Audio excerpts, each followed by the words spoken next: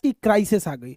और तेल और गैस की क्राइसिस अगर ऐसी ही रहेगी तो जो भी चीज पका कर बेची जाती है वो सब महंगी हो जाएगी। चाहे होटल से आप समोसा खाइए, जलेबी खाइए, सादा खाना खाइए, वेज खाइए, नॉन, जो चीजें पका कर बेची जाती है, इडली डोसा जो भी चीजें हैं यहाँ पे, क्योंकि उसमें अल्टीमेटली उसका कंजम्पशन जो एलपीजी सिलेंडर काफी महंगे हो गए।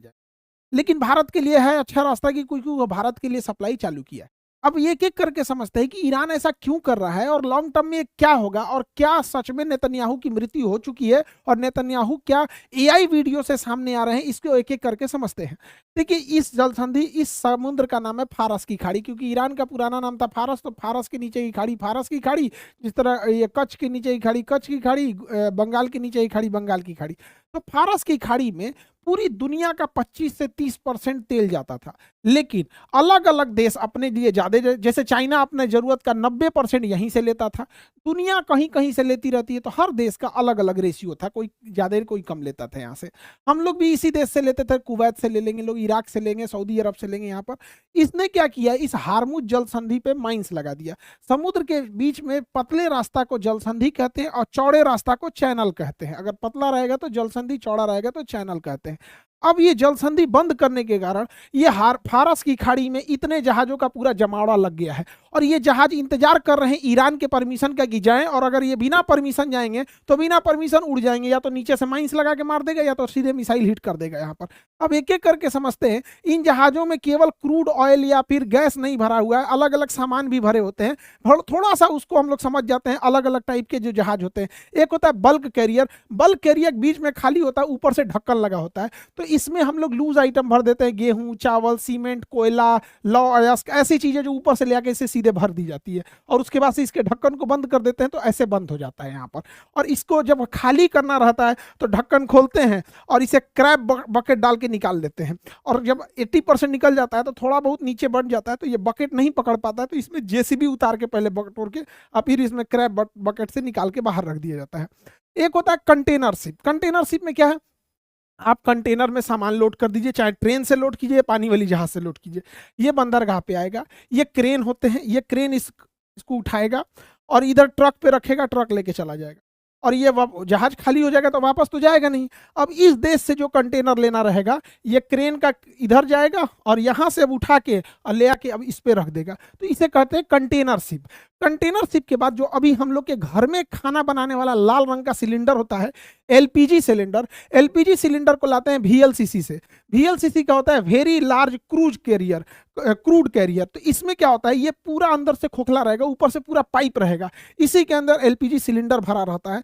तो इसकी क्राइसिस है, ससुरा ई फंस गया है, तो हमारे यहाँ गैस सिलेंडर क्या हो गए, लाइन लग गए हैं। अब जिस पे गाड़ियां चलती हैं सीएनजी, तो सीएनजी को ले आने वाले कैरियर को कहते हैं एलएनजी, एलएनजी कैरियर कहते हैं, LNG, liquid nitrogen gas, LNG. अब इसको क्या कहते हैं, गैस को एकदम पानी बना के रखते हैं, और इसमें जो जहाज होते हैं ये गोल गोल ये ड्रम होते हैं, ये आइसोलेटेड होते हैं, टेम्परेचर को -60 डिग्री तक, -70 डिग्री जैसा रिक्वायर है उसके अंदर इसमें गैस को भरा जाता है, और फिर इसको एक स्ट्रक्चर दे दिया जाता है और इसको ले आके यहाँ रख दिया जाता है। ये आइसोलेटेड होते हैं इसमें, और इसको ना जो एलएनजी कैरियर होते हैं गैस वाला, ये विस्फोटक होते हैं, तो इसको समुद्र के किनारे नहीं लाते बल्कि थोड़ा अंदर ही लगाते हैं, एक ब्रिज के रास्ते से इसको बांध देते हैं। इन रस्सियों को मोरिंग कहते हैं, रस्सियों को हम मोरिंग कहते हैं। इसे बांध दिया जाता है रस्सियों से ताकि छलक के बाहर ना जाए, और इसे खाली करने के लिए पाइपलाइन से, देखिए ये सब पाइपलाइन है, पहुंचा दिया जाता है। तो एलएनजी हो गया। अब एलएनजी का मतलब समझिए क्या होता है।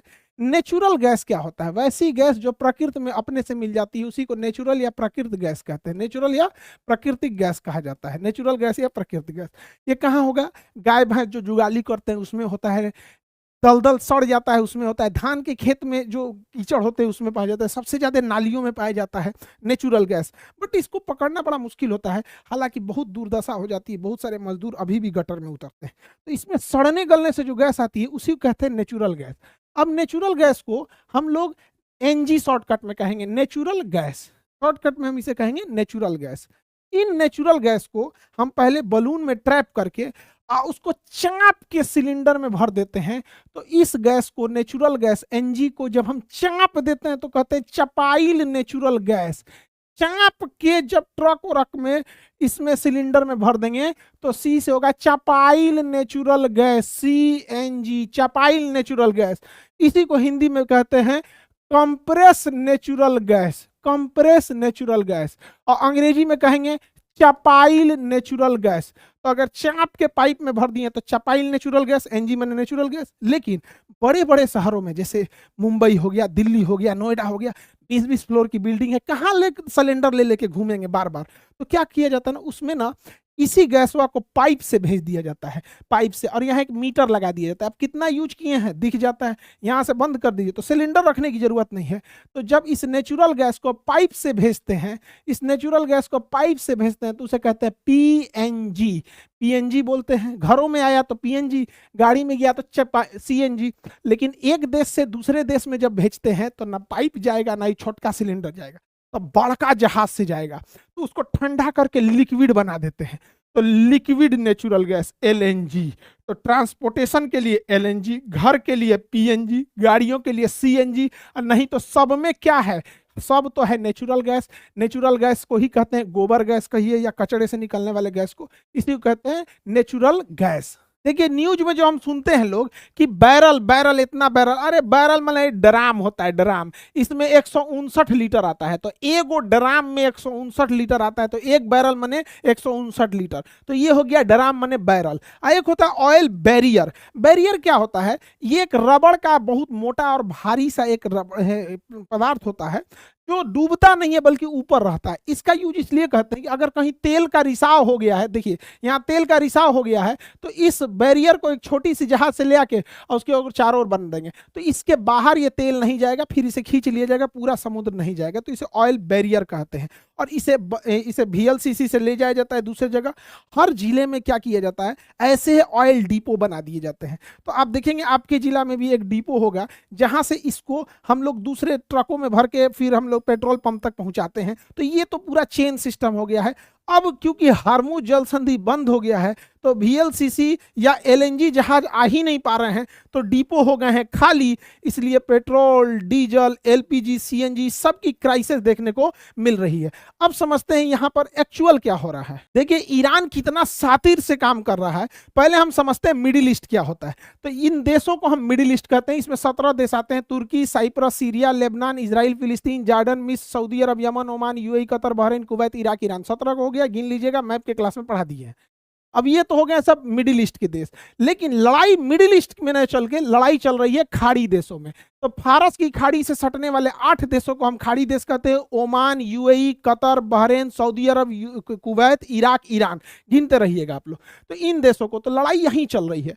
तो ईरान ने क्या किया है, अपनी छोटी पनडुब्बी तथा माइंस को इसके बीच में बिछा दिया है, ताकि कोई भी जहाज इसको पार ना कर पाए। और यहीं पे सारा तेल है, चाहे वो कुवैत में हो, चाहे वो इराक में हो, ईरान में हो। और इतना शातिर वाला काम किया है ईरान, उसने इस एरिया में माइंस पूरा बिछा दिया है।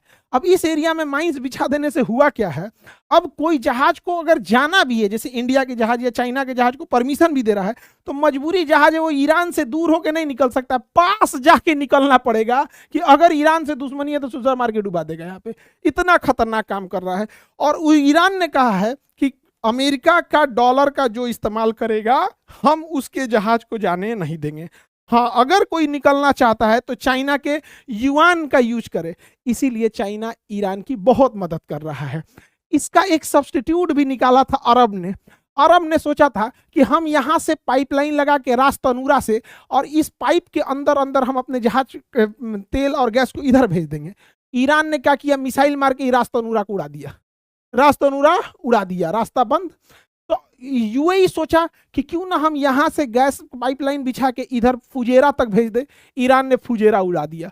दूसरा, ईरान बड़ी खतरनाक गेम चल रहा है, उड़ा के रद्द कर दिया, अब लेके कहां से जाएंगे। तो अमेरिका ने धमकी दिया कि हम ईरान का भी हम खार्ग द्वीप उड़ा देंगे। ईरान का यहां पर एक द्वीप है खार्ग द्वीप, ईरान अपने सारे गैस वगैरह को इस खार्ग द्वीप से ही बेचता है। तो अमेरिका ने इस खार्ग द्वीप के ऊपर बम्बार्डमेंट कर दिया है। तो भैया तोरे बम्बार्डमेंट से क्या फर्क पड़ेगा, ईरान तो अभी युद्ध की स्थिति में, व्यापार की स्थिति में थोड़ी है। ट्रंपा कौन पागल आदमी है, वो जब खार्ग को उड़ाएंगे तो ईरान कह रहा है ठीक है आप खार्ग को उड़ाइए, हम कतर, सऊदी अरब, बहरीन, कुवैत, इराक, अरब, ओमान सबका उड़ा देंगे ऑयल डिपो, फिर तुम भुगतना। अब ये सब चिल्ला रहा है तो ट्रंप चचा बचाओ। अब आप देखिएगा हार्मुज ये है, ये फारस की खाड़ी है, ये ईरान को देखिए ये कितना भयानक स्थिति में है। पहाड़ और रेगिस्तान घिरा हुआ है ईरान के अंदर। 1980 में अमेरिका अपना हेलीकॉप्टर लेके गया था, यहीं फंस के ढह गया उसका हेलीकॉप्टर, और